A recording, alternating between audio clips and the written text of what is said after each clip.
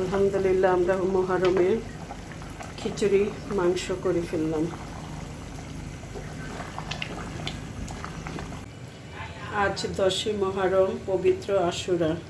মুহররমে খিচুড়ি গরুর মাংস করলাম, সবাইকে বিতরণ করব। এখানে খিচুড়ি হচ্ছে, পুরোপুরি হয় নাই, একটু বাকি আছে। গরুর মাংসটা হয়ে গেছে প্রায়, তো খিচুড়িটা হয়ে আসলে আপনাদের সাথে শেয়ার করব। বাচ্চাদের জন্য একটু মুরগির বিরিয়ানি করলাম।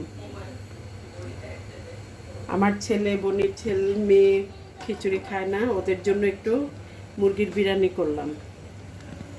আজ এখানে বাকিটুকু পরে শেয়ার করব।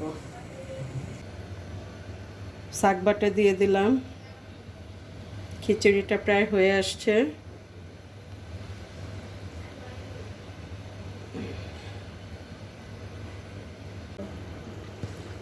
অবশেষে আমাদের রান্না হয়ে গেছে, আমরা এখানেই রাখবো।